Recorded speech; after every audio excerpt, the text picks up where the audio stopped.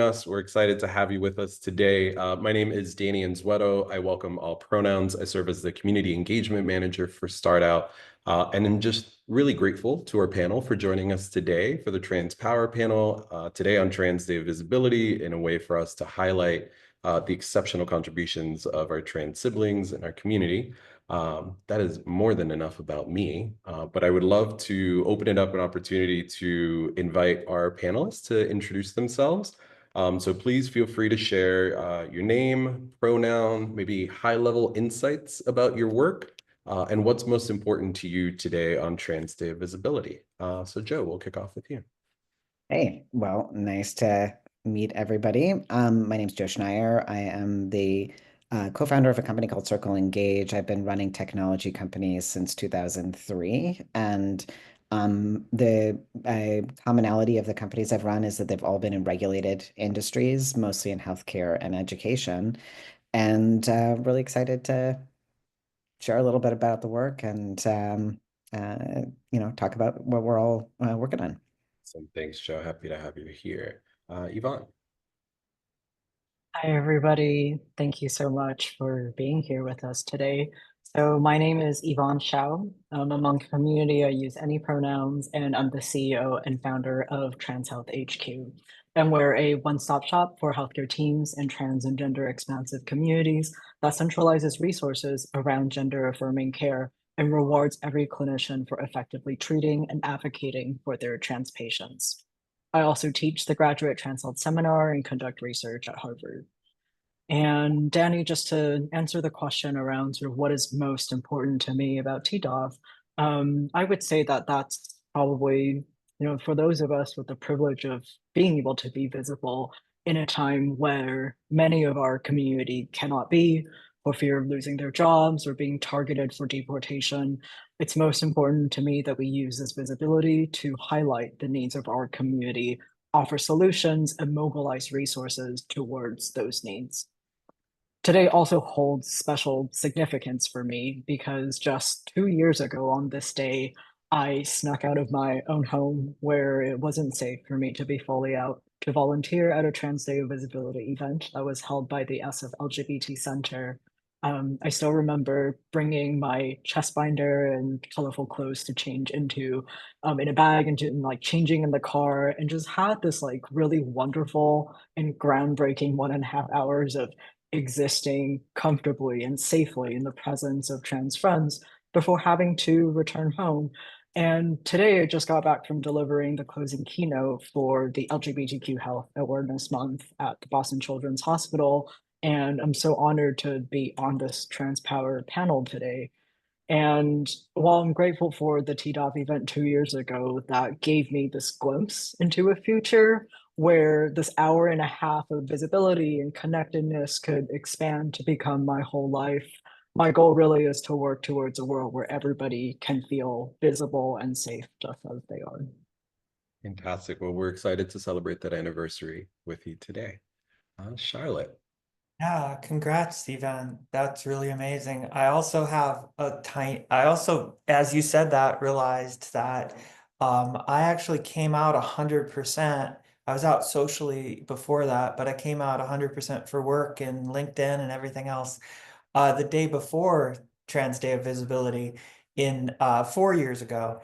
And I actually was kind of so unconnected to things trans that I didn't know that I did that. So I had told folks that I was working with and told LinkedIn that I'm a woman and that I'm trans and things. And then the next day it's like, it's Trans Day of Visibility. So I was visible for that day, which was great. But yeah, Danny, I'm Charlotte Hamilton. I'm an entrepreneur. I've been one for 20 plus years now. I work moving really neat material science and chemistry that makes the world a better place. I move that into global markets using startup companies. And I've done that. I'm now on my fifth startup company. I run a company called TAF Carbon, which stands for Today and Forever. And we make a fire-resistant carbon foam out of a material called lignin, which is a forest waste product. we're part of a larger company that's commercializing amazing infrastructure called Endeavor. And we are looking to make that carbon foam into all different kinds of materials in the building industry for insulation that's fire resistant. And we're excited to be developing new things. So for me, Trans Day of Visibility, I joke about it, it's kind of like it's just a day that ends in Y. This is another day. Uh, I am, I'm out publicly as myself. I have been, like I said, for 4 years and 1 day. But I don't really lead with it. I'm not hide from it. I'm not shy about it. I'm here on this event, and I'm a member of the board along with Joe of Start Out. And I'm publicly out as myself, but I don't really think about transness as my area of expertise. I am trans. I'm also a brunette with a few white hairs now at my age. It's just a characteristic of who I am. Um, I'm an expert entrepreneur. I'm a material scientist. I'm a CEO, and that's what I'm good at. I just happen to be transgender, so I'm happy to be here. Fantastic, Charlotte. Thank you all so much for lovely introductions. I think, the work that we do at Startout allows us to really engage with incredible entrepreneurs, founders, folks who are really shifting what it looks like to do this work. And, to Charlotte's point of inclusive of your identity, being a part of who you are, whether that's something that you're like, this is who I am. Made sure to wear my Trans Joy Makes the World a Beautiful Place shirt today. And I will also be going to the Sacramento LGBT Center, who's doing a march this afternoon. So excited that we have that connection as well. In the work that you all are doing, and part of the reason why you're here is because you're so exceptional at the work that you do. Start Out is working to create a world where every entrepreneur can thrive on a level playing field. So share with us how you found your way to Start Out, and what do you think we need to do to create a level playing field? And Yvonne, we'll start with you. So I found my way to Start Out through Demo Day in San Francisco, where Trans Health HQ took home first place and crowd favorite prize. And the way that we got connected was actually through community, which speaks to the power of strengthening connections just within our world. So I had a social innovation fellowship at the Harvard Kennedy School last year. And this was through this fellowship that I built Trans Health HQ. And one of the committee members at the defense of my social change plan last May, his name is Mike Dillon, became my mentor after I passed the defense. And Mike connected me with Brian, the CEO of Start Out, who encouraged me to look at Start Out's programming.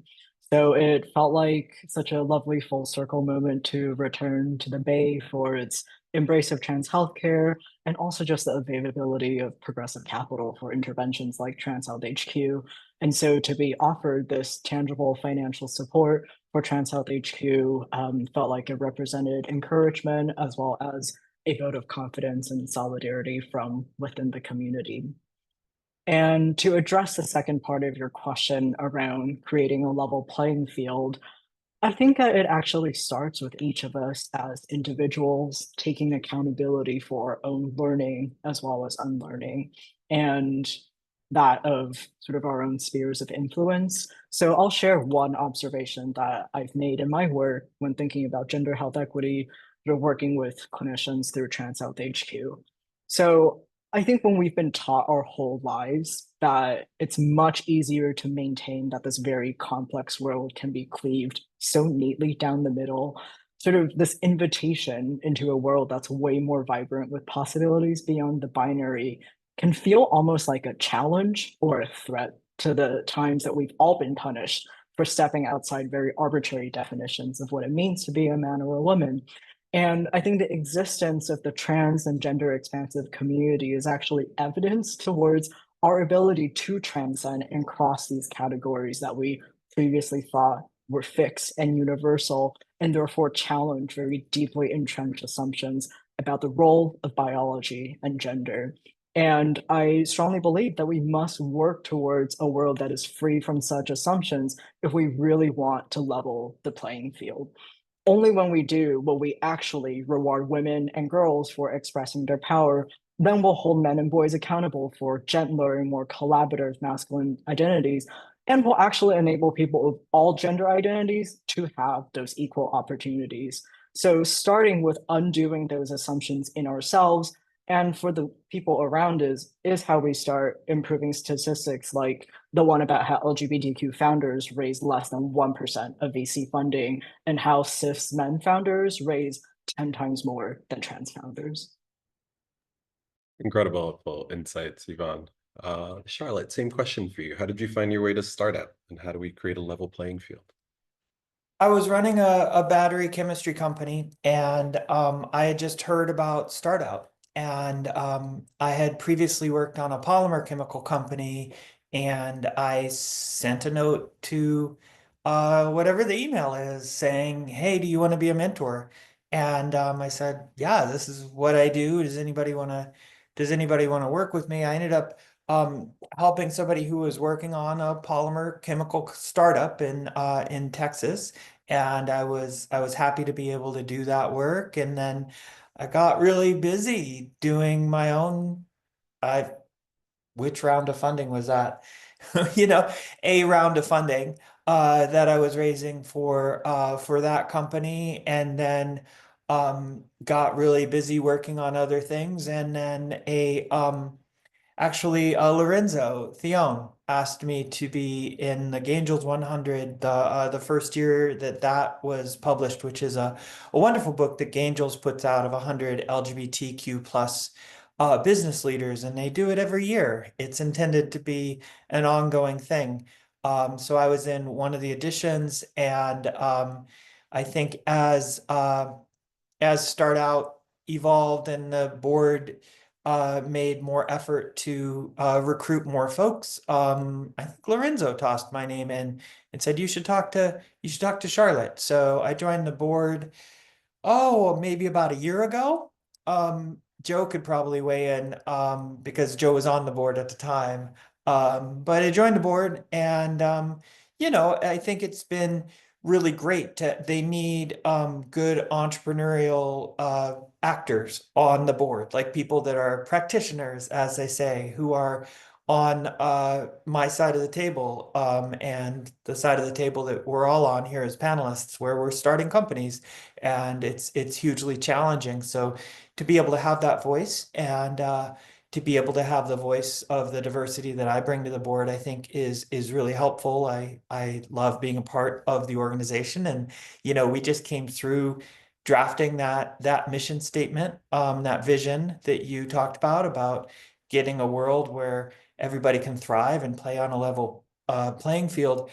Um, to me, yeah, it means opportunity. It's all kind of, I'm a chemist at heart. It's all kind of activation energy that's in the way of something great. Um, Ideas that folks have, energy that folks have to move new companies forward, to make the world a better place in one way or another. There is an activation energy in the way of that, that prevents it. And that comes down to bias, both conscious and unconscious, but also just um, the barriers to starting any business, regardless of what your background is. Folks that don't have that same background as the folks that close 10 times more funding have a much higher activation energy. So I think Startout's role is to lower that, to lower those barriers to folks being successful when they have the vision and energy to move something forward. Um, at the heart of entrepreneurship is entrepreneurs. And that's something I believe in very strongly. And, I'm happy to be a part of it. Fantastic. And we love having you as a part of it. You are activating my AP chemistry memories with all of this Watch out. chem talk. Joe, to finish this off. Yeah. So, I in around 2018 or so, I had founded this current company of mine, Circle Engage, and we work in the healthcare sector. And at the time, we were really just trying to figure out who were we, what were we going to actually solve. This was before we had raised any capital. And I met Wasim, who formerly had been a board member of Start Out, and he invited me to this pitch event at Lowenstein, a law firm in New York City. And it was the first time that we were talking about the company at all. And it was out of that meeting, that pitch event, I met several investors, became close friends with several of the other people that spoke that day. And I could just tell that there was like something special about the work that was being done with Start Out just from that single event that led to a lot of other opportunities. And as the years progressed, I stayed in touch with different people at Start Out, and Wasim approached me years later to join the board, which I did about 2 years ago or so. Yeah, it's been an exciting adventure to be on with them. And then to answer your question about a level playing field, I do a lot of work with young startup entrepreneurs, trans immigrants, women, lots of different settings. I work with NYU, with Columbia, a couple other universities with their young entrepreneurs, usually first-time founders. And my goal with entrepreneurs is to help them to understand that barriers exist, that preconceptions exist about entrepreneurs, and that your role is to figure out how to meet that moment, how to understand that you can't necessarily change people's preconceptions about you, but you can, if you understand them, um, move past them and be able to like succeed even when a lot of other companies have not been able to. But that involves really recognizing that these barriers do exist. But if you have the skills and you build up the network, that you can actually overcome them. And I say that as an entrepreneur that moved to the US with two small kids and two suitcases, not knowing anybody in the country, and have built a number of successful companies here. And I didn't have the network. I didn't go to the right schools. I went to college in a different country, and it really is possible. And it's easy to get discouraged and to think like, because I'm trans or because I'm a woman or because, all of these things, that it's not available to me. But it just means that you have to find the ways to work within the system to understand how the system works and how to really meet it where it's at, if you want to actually sort of succeed within it. And I take that with optimism. I don't think it's like a negative thing that obstacles exist. Otherwise, everybody would be doing this crazy thing of entrepreneurship. So, yeah, I guess That's very that's true. yeah. Awesome. Thanks, Joe. And I think, as you all are talking about it, part of what's really beautiful is, and we just had a meeting about this, talking about how important the network is at Start Out, how building these connections with folks you all found out because somebody either said your name in a room that you weren't there or invited you into a space. And that's ultimately what we hope with Start Out. I talked to a lot of folks and asked them, hey, how did you find us? And it's usually either a Google search or an Eventbrite search where they type in LGBTQ and entrepreneur and we pop up. So I'm always grateful to find the people that are speaking Start Out's name in different communities and different spaces, and appreciate that you all have found that experience as well. So I had the opportunity as moderator to do a little bit of research on you all. I got to see some incredible videos. You all have amazing speaking engagement. So I have a few questions about some of the things that I've learned. For our audience, we will have Q&A time at the end. So if you would like to drop any questions, please feel free to drop it either in the Q&A or at the chat at the end. I'll let you know when we get to those. But Charlotte, starting off with you, I think even in your introduction, you said, I'm an entrepreneur.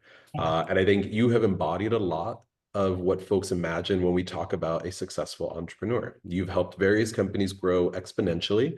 You've experienced pitfalls, you've raised tons of capital, and you've built a community of cheerleaders, myself included, who see the incredible value that you bring to our ecosystem. In some of your chats, you spoke about like the entrepreneurial myths that come along the way that we have to break. So can you share what some of these myths are, or what you think folks should be aware of as they're starting out their entrepreneurial journey? Yeah, absolutely. And it's kind of spooky that you've done homework, although of course you have done homework. But yeah, we've all committed news and video along the way, and that you were watching them and then preparing to pester or ask us thoughtful questions, not pester at all, Danny.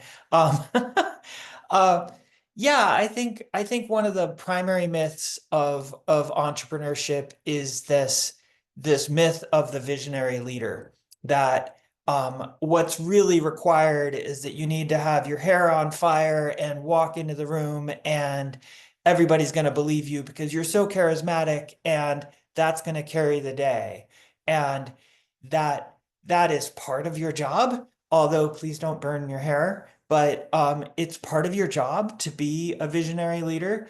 But purely visionary leaders who don't have attention to detail just fail over and over again. So I think one of the primary myths is that you don't have to be on the details as much as you really do. The truly successful entrepreneur is equal parts visionary leader and incredibly detail oriented. So, um, facing bias of any kind just makes the detail part more important. Unconscious bias says that, folks that are different than you, might be likable, but they're not necessarily as prepared. So you're going to face more questions if you're more different than some of the other folks that you're talking to, because they want to pressure check you. And it's called unconscious bias for a reason. It happens without thought, that folks will ask you more questions about some of the details of your spreadsheet or your cost model or your CO2 calculations. And you have to be on that detail in a you have to know every piece of every contract that you sign. I sign a lot of contracts and I read every one of them. Um, I know the details of the contracts that I'm signing. I know the details of the financial models. I have a kind of frightful reputation within the companies that I run of both being very, very on time, which is part of being very prepared, but also being very, very detail oriented. While at the same time, I can pivot on a dime and talk about the long-term 15-year vision for the company and that we want to create better materials everywhere. Like, I have to be able to do that pivot. So I think that is one of these myths, that you just have to present well and look good in a suit and have a vision, and it's going to work out for you. That's only part of the story. Very much agree. And I think I appreciate you naming that. A lot of folks come into this and they're just kind of like, I'm it. I'm the one. You have to do all the things that I want to do. And I appreciate fiery hair. I have also been a redhead, but that's not the whole story. And I think that's what we need to look at. Awesome. Thank you. Joe, so your work with Circle has created efficiencies by streamlining the process and communication strategies for healthcare companies, which helps all of us as members. So thank you. Um, Often when we work with founders, especially as they're starting out, we ask them to define their theory of change so they can clearly articulate how the world will be different once their idea is implemented. So zooming out for a minute, how did you approach such a large and complex issue as healthcare to know where your solution would make the best impact? What insights do you have for our audience on how they can approach big problems with the right solutions? So I think the bigger the problem is, the more curious you have to be about why that problem exists and why it's not been solved. And I see a real mistake that a lot of entrepreneurs make is they see a big problem and they slap on what they think is a solution to that problem without being curious enough about to really unpack what is the real root cause of that problem existing. So we work with health insurers to ensure that they can communicate better with you, and with healthcare providers to communicate better with you about the cost of your care, how to access care, like very, very technical things. Um, there's an assumption that people make about insurance in the US that is often not in alignment with how things actually work. And so I see a lot of companies that try to solve problems in this industry without really understanding what are the mechanics, how does it actually function. And just to like build on what Charlotte was saying, Charlotte is a super detailed oriented person. So one of the theories that I have, I'm like a real solve a puzzle person, right?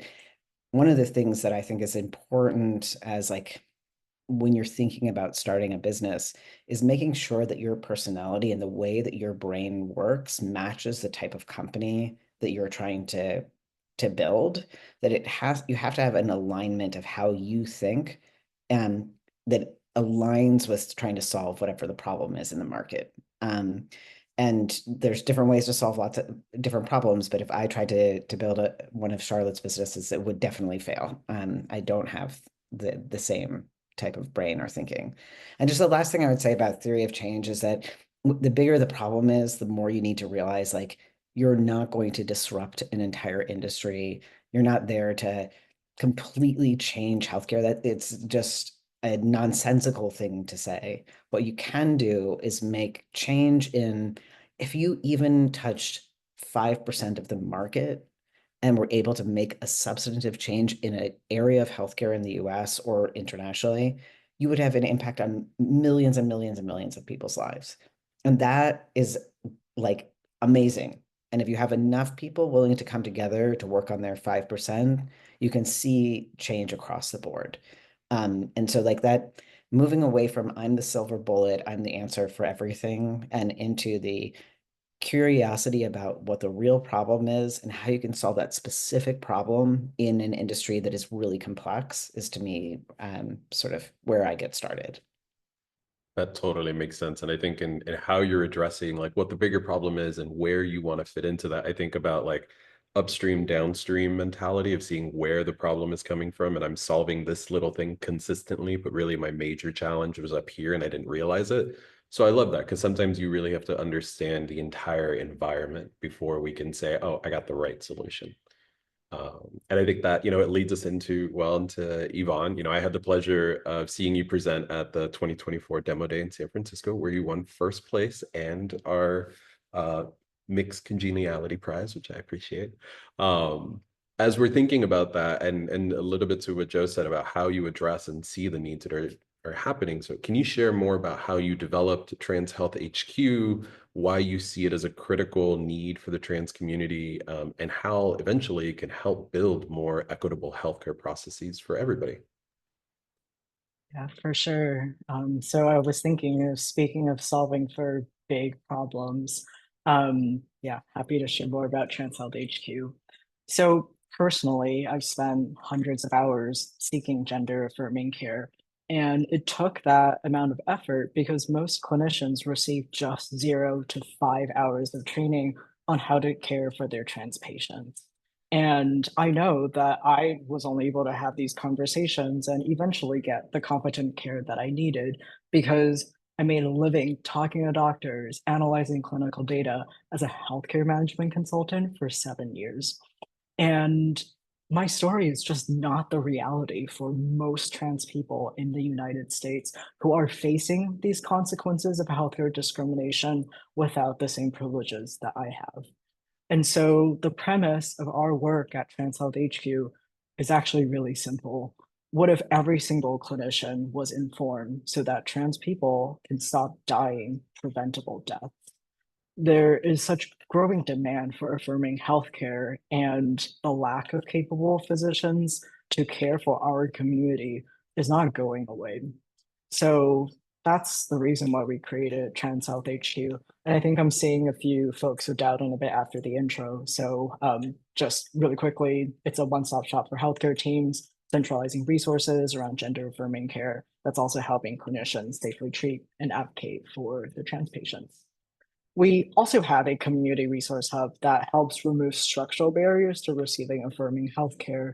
So addressing anything from immediate threats of gender-based violence to navigating informed consent around specific interventions. And this really helps trans folks get access to both things like routine preventative care and other, for example, gender affirming hormone treatments or surgeries. So, relatedly, equitable access to healthcare is foundational to creating health systems that center human agency. So the way that we research and legislate and practice gender affirming care touches on the broader healthcare issue of bodily autonomy. And when there is mis and disinformation, this fuels discrimination in decision makers, in law, in research, and in medicine. And not only does this lead to restrictions on the coverage and the provision of gender affirming healthcare, but these restrictions also become legislative precedents to more broadly erode our ability to make choices about our own bodies. So whether that's accessing reproductive healthcare or antidepressants. And that's why protecting trans healthcare is in everybody's interest. So I'll maybe conclude by bringing this back to trans healthcare. So leaving us with one thought about how visibility may impact our community's healthcare.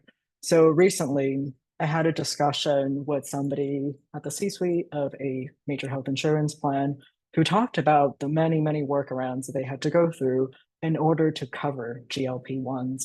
And despite the nascent evidence of efficacy and the high cost of such medications, they knew that their plan could not deal with the public outrage of denying patients care that they knew worked. And I couldn't help but think about the lack of public outrage and, in fact, quite the opposite for healthcare for trans kids. And it just sort of it speaks to how we all have a role to play in helping the company that we keep personally and professionally to understand that healthcare for trans kids, trans people in general, is simply a basic human right. And that's something that we hope to be able to do with Trans Health HQ. Thank you so much for sharing. Charlotte, so in one of your talks that I heard, you spoke about something that often scares entrepreneurs to consider at any part in their journey. And that's the idea of just because it's a good idea doesn't mean you're the right person to make it happen. I've led coaching workshops, and one of my favorite questions to ask people is, why are you the right person to lead this? It has led to transformative conversations. Either people are insanely confident about who they are and what they're going to do, or they sit there and go, oh, wait, I think you're right. Maybe it's not me. So how do you decide if you're the right person? And if you're not, how do you find the right team to keep the idea going? Yeah, I think you've got to be in it for the right reasons. You've got to be doing something because you believe in the business, because you believe in the technology, and you're not always the right person. And I've transitioned to other CEOs and organizations, and it was a key part of being able to actually raise money into my first venture-backed company, which was a polymer chemical company. I was able to raise a $6 million A round. And I was in a boardroom pitching that. And I said, I'm not the right person to bring it to the next scale, but I'm the right person to do this process development. I'm going to hire a new CEO. And then the venture capitalists took me to dinner afterwards at Legal Seafoods down in Cambridge for the Boston folks. And they said, we're taking you to dinner. That's a good sign. I was like, yeah, that seems like it. And they're like, well, that thing you said about hiring a new CEO? I was like, yeah. They said, everybody says that. The difference is that we believed you.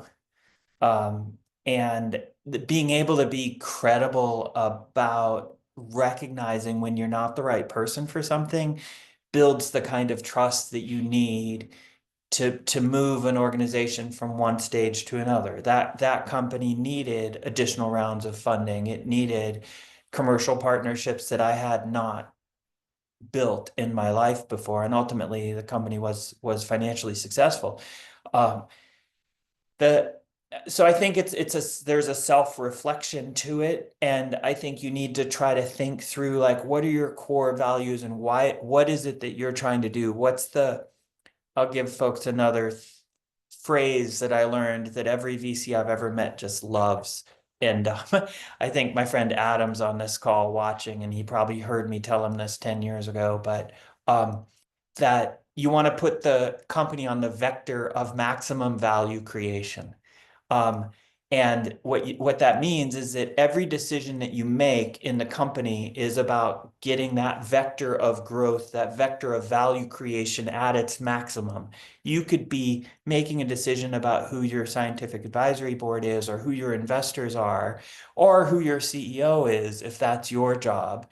And every decision you make has to be putting it on that vector. So this was just like kind of like rock candy to to VCs. They just loved this phrase, and I've used it in every fundraise I've done since, and I still use it, and I still draw diagrams in that same way. And if you look at your companies that way, you can, I think, have the self-reflection to say when you're not the right person to, maybe it's a technology heavy company and you're not a technologist, or it's a financially heavy company and you're not a financeologist. So think about what's best for the company. But I will turn the question on its head a little, Danny, and say you also have to recognize when the technology that you're working on is not the right use for your skills. Because as an entrepreneur who's going to have vision and detail and is going to move something forward, you've got to recognize that you are very, very unique. So there aren't a lot of people that are going to move new ideas forward in the world and not get paid for it until they do get paid handsomely, right? There aren't a lot of people that are going to do that. So if you're an entrepreneur, if you're really in the arena doing this, and the technology you have is not actually the best use of your skills or the business model. It's not always chemistry like what I do. If the business model or the technology is not the right use of your skills, go find something else that is, because you are truly unique. So I would flip it in that way. I love that. Thank you, Charlotte. Appreciate it. Joe, so I appreciate, as I've learned some of the things, your focus on storytelling, both in previous companies and currently. You spoke previously about like increasing the dignity of caregivers, really by explaining to them the why. And I think back on that TED Talk that everybody has seen of Simon Sinek on like the focusing on the why. How have you seen that in all of your roles when you're able to talk to people about like, this is why this matters? How has it impacted team cohesion or like the ROI that you're seeing in the communities that you serve? Yeah, absolutely. So for most of my career, I've worked on companies that have had a real focus on behavioral change. And one of the key insights, and behavioral change can be anything. You could be running a marketing company or working with patients, or there's lots of different ways that behavioral change works. But the key insight that we found is that if you want to get somebody to change a behavior, you have to be willing to have the honest conversation of where they are today, what they really believe in today, and not assume or want them to be something other than who they are today. And take them from that point and move them forward. And what's been really interesting in this current company that I'm running is that we found the same thing to be true with systems, not just with individuals. So if we want systemic change in healthcare, and we deal with some of the most boring parts of healthcare that you can possibly imagine. But if we really wanted to change, we have to be willing to look at it for where it is today and think about how do we move that forward. And then in terms of ROI, it's like, it's so easy to see a problem and then think, okay, here's the solution, without thinking that like there has to be money involved unless you are a nonprofit and somebody's willing to supplement that. And even that is not usually sustainable if you haven't come up with a who actually cares about this from a monetary perspective. Like you need that portion of it. So I always really try to think through with empathy the people who are my actual customers, the people willing to part with money. What is it about what we're working on that is not just solving um, an endemic problem in an industry, but is solving something that is really real and meaningful for the person that we are actually selling to? And if you can answer that, which really involves understanding where they really are today, usually the money will flow. I mean, obviously you have to understand what are the financial incentives in any industry and whatever, but it's being willing to figure out that starting part and where the company, the industry, the individual needs to go to be successful, that I think helps you to tie together ROI and make it actually functionally work. So yeah, it's just some of the things. And I think storytelling is a great way to tap into people's imagination about where they are today, really hook them in and get them to walk with you on a pathway to moving to something new and different. So it's been a tool that we've used really effectively over the years. That's fantastic. Yeah, I think the language around imagination or creativity or curiosity that you've also brought up is super important. It's how we get folks to listen and understand what we're trying to say. I heard in a conversation with an investor who would often meet with folks and then have to go back to their team and say, hey, I think we should do this or not. A lot of it comes from that, like, how can you tell this story in a way that I know it so well that I can now tell your story? And I love the concept around systems as well. These are all moving parts and things that we have to work on. So super helpful. I appreciate that. Yvonne, as a founder, a lot of the work that we do can be exhausting, lonely, and frustrating. But it's also often a space for growth, for transition, discovery of new resources, of a joy that spurs us forward. What do you find in your work that keeps that flame going every day? What can you share for our ecosystem, for our folks that are listening, how they can find that for themselves, especially in moments where they might feel unseen or unheard, so that they can continue to advance? A very good question, I think, especially in this time. You're right. I think for us doing work that is centered around rebuilding trust between the trans community and the healthcare system, which have historically not done right by our community, to put it lightly, can be something that is personally and professionally exhausting and dehumanizing. And I've been reflecting on how, for somebody who's not a doctor, I do feel like I spend a lot of time at work thinking about death and disease. And I think it's easy to get discouraged when studies find that more than 40% of trans adults in the US have attempted suicide, or that trans people are at 9 times the risk for developing cancer compared to cisgender individuals. And as this environment continues to grow antagonistic towards trans healthcare and for healthcare providers who support it, there are a few things that I remind myself of. That this field is still moving towards investment into research and interventions that cultivate social support and community connectedness, collective self-esteem and pride, as well as positive and adaptive coping skills, which I see every day in my communities, relentless activism and advocacy. And I also think about rewarding components of my job, such as hearing from trans people who feel like now they have access to information for their medical affirmation. And it also feels really rewarding knowing that, for example, there are some primary care providers that we've worked with who've realized how easy it is to provide HRT and initiated patients on it. And I think maybe going back to Joe's point about not solving just a problem in industry, but solving something that is meaningful for the person that we're selling to.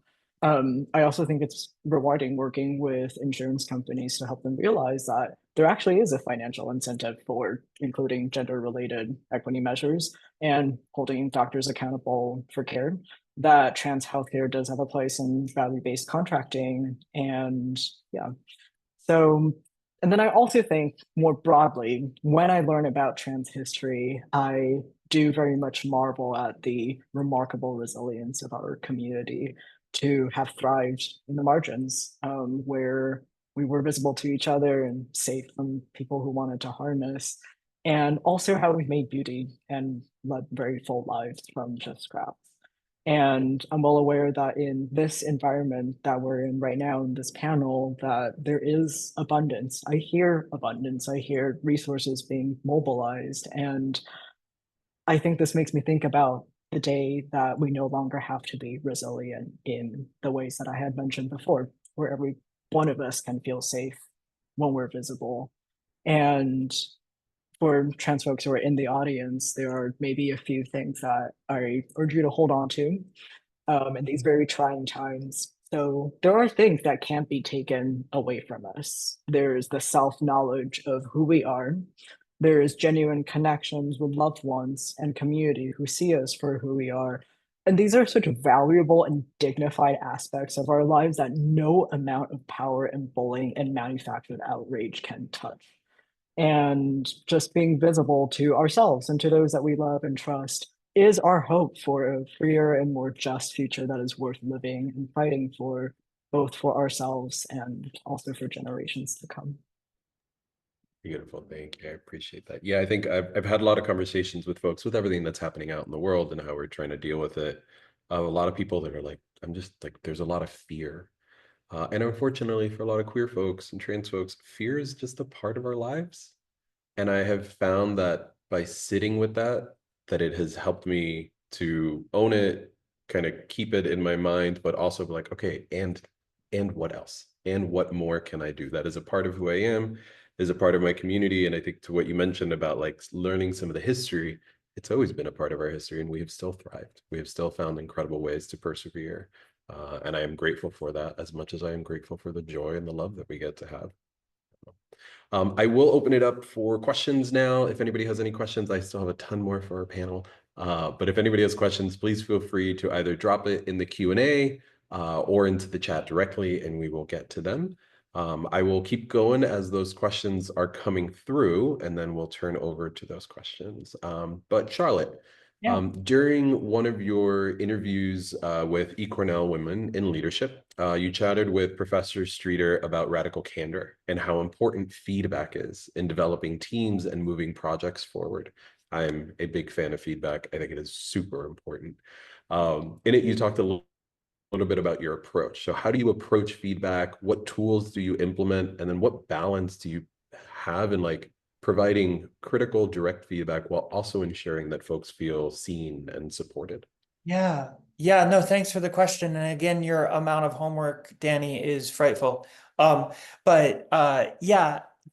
I think being very honest about feedback is hugely important, with your own self-feedback about when you're not the right person for the job, or with the technology when that's not the right technology for your efforts. You also have to be, very, very forthright with folks that work with you. And as the CEO or founder of organizations, you're often at the top of the pyramid, and you have to make these very tough decisions. So yeah, it's you have to be as direct as possible. But folks have to know that you care deeply about them. So, I kind of run this protocol in my head where, as I'm building these organizations, I have to be equal parts loved and feared. Um, and I think that becomes very important, is that like I said, I'm frightfully on time, and I'm frightfully on details. I mean, I miss things like everybody, but I try very hard to not miss things. Um, and so, I drive incredibly high standards of myself and of others. But at the same time, I care very deeply about other folks in the organization, and I hope that folks understand and know that. Ultimately, I have to care about the organization first, because that's my job. So it's a very, very tough balance. I don't think there is a right answer. Um, it's one of the hardest things of being a leader and of being an entrepreneur. Agreed. And also an incredible skill for all of us to learn and constantly be engaging with. Well, yeah, but I mean, I know a bit about what you do for a living, Danny, and I don't think it's important for you to be feared, at your work, right? It's like I have to, at the drop of a hat, negotiate some super important contract. Not all the time, Mhm. but I have to be able to do that. Or if somebody's not performing, I have to be able to remove that person that day from the organization. So it's like, that's part of my job. So I think you have to make it appropriate for whatever your job happens to be. I'm we talk about personal branding and whatever, and one of my 5 words is, I'm a boss. This is my job. This is what I do. And so, yeah, a boss has to be mildly fearful at the same time that they have to care about you. But, Very true. you know, it's not always right to be guns blazing in that particular Mhm. way. Very true. Yeah, thank you for that. Joe, in one of your startup health interviews, you spoke about the importance of having a community you can turn to for guidance. I really appreciated how you talked about it as a methodical process, assessing what you needed, doing like an ecosystem scan for the folks that might be able to fill that, and then making connections in an intentional way. What advice do you have for folks on how they can do this for themselves and the impact it has had on you?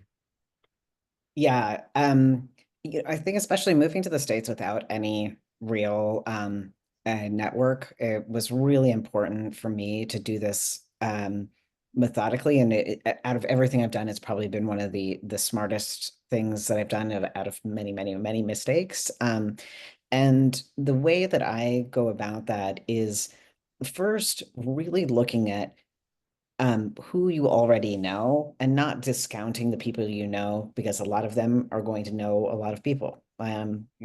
People get introduced to me by getting introduced to me. I know probably 500 venture funds. So like you can and building strong connections with individuals that and not obviously for the purpose of being like, what can I get out of you? But with intentionality, looking for mentors and people who are 4 or 5 steps ahead of you that can bring value into your life. And I have done that by, we had an old sort of adage of like nothing really happens in the office, which is not totally true, but if you want to meet people, getting out of your space means interacting with new people, which means you have to get into new spaces. And that's uncomfortable for a lot of us post-COVID, I think. But it's, I think, the biggest thing. And then I guess just the last thing on that is being willing to be vulnerable and make real connections with people, not just thinking about them transactionally, but thinking about like, how can I bring value to this other person's life? Maybe I have people in my life who are billionaires, people who are just starting out in their careers. All of them are just people who need friends, connection, community, and being able to bring that to their lives is equally as important. It's a really strong way of being able to have these long-term valuable relationships. So Fantastic. Thank you for sharing that. Yvonne, we got a question for you from the audience, a little bit about when you're doing pitching and talking about trans health disparities. Does it feel more of like a traditional, here's the problem, here's a solution? Is it a little bit more complicated and intricacies on how you're explaining that to folks? Yeah, thank you for this very thoughtful question. You actually identified something that, yeah, kind of frustrates me. And long and short of it was, yeah, it was more complicated. So I actually found myself often justifying that there was a problem to be solved. And it became such a common experience that I think I like noticed that the sting has lessened a little bit just due to the personal nature of this work. But frequently I would get a lot of feedback that is along the lines of, oh, like the number of trans people who committed suicide isn't high enough for there to be a justification to address the health disparities in this community, which is just like a horrifying thing to hear, but I think is just one example of how in healthcare systems where you mix profits with health outcomes, sometimes incentives get misaligned. And so having to do the education around this is also difficult because of the historical lack of investment in trans health research, and especially with the defunding of NIH research around LGBT health, we're seeing this erasure and censorship yet again. And so I do think that this lack of peer-reviewed evidence, lack of health economic outcomes research around trans health disparities is something that is sort of preventing us from, yeah, just like having something to work off of. Like I sort of feel like I've had more straightforward pitches in the oncology and rare disease space where I was working in before.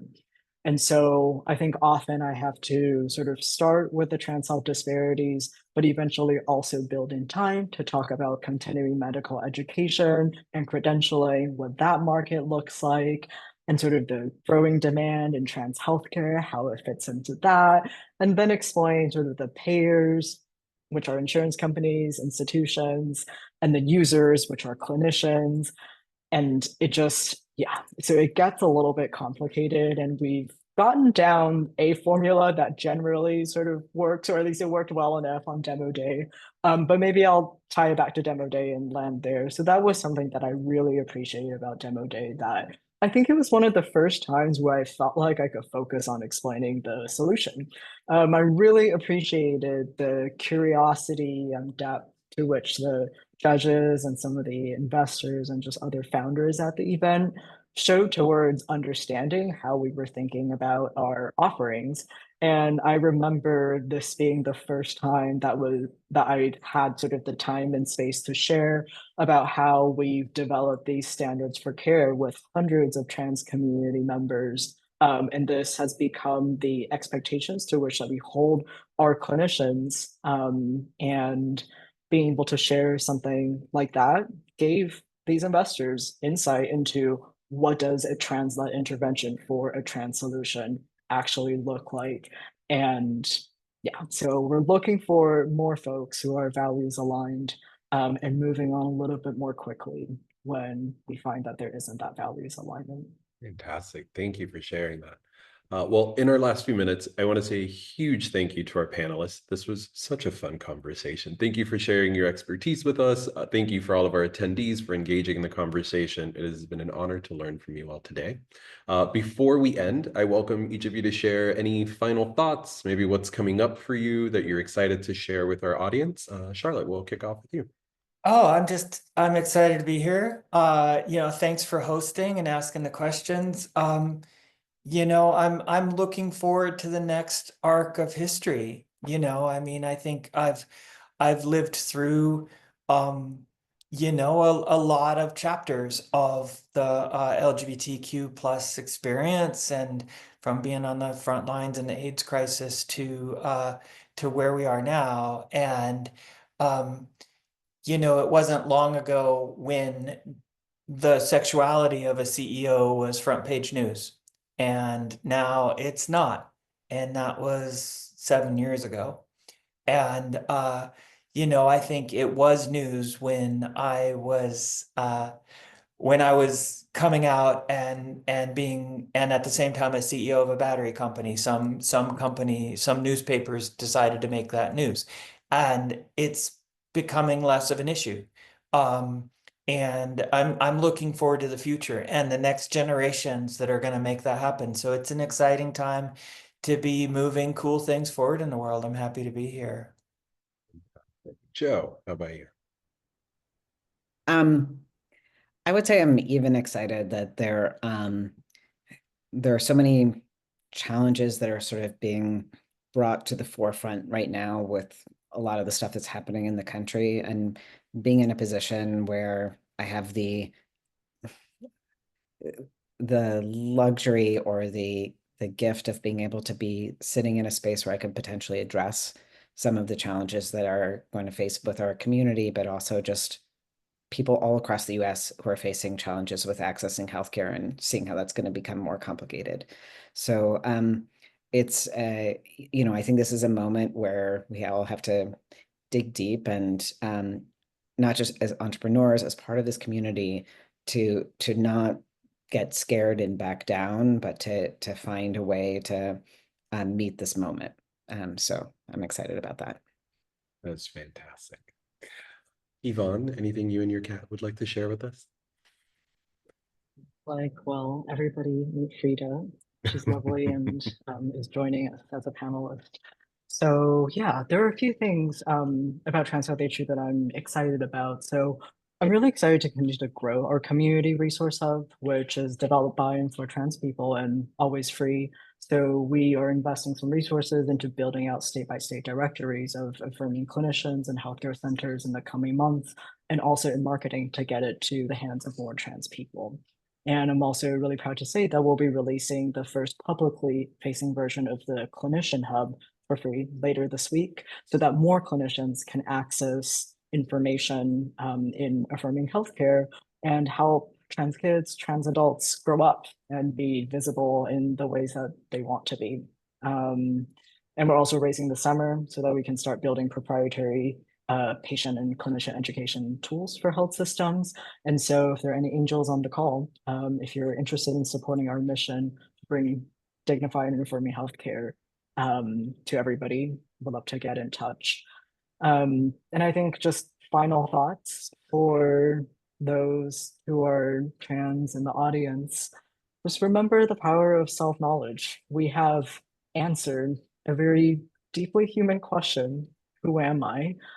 So truthfully and with so much courage and conviction. And it's one of the things that I love most about our community, that every single person has this like amazing story about how they gave themselves the gift of self-legibility. And I really look forward to building this world where everybody, of all gender identities, can also truthfully answer this question, and this world where it no longer takes privilege to live lives that are truly ours. Fantastic. Thank you all again so much for your time. Thank you for our audience for engaging with us. Today's Trans Day of Visibility. So if you're part of the trans family, please be visible. For us allies, we will do all the loving that we can today. I hope you all have a great rest of your day, and we'll see you at a future Start Out event. Thank you. Thanks, everyone. Thank you, everybody. Bye. Happy to talk.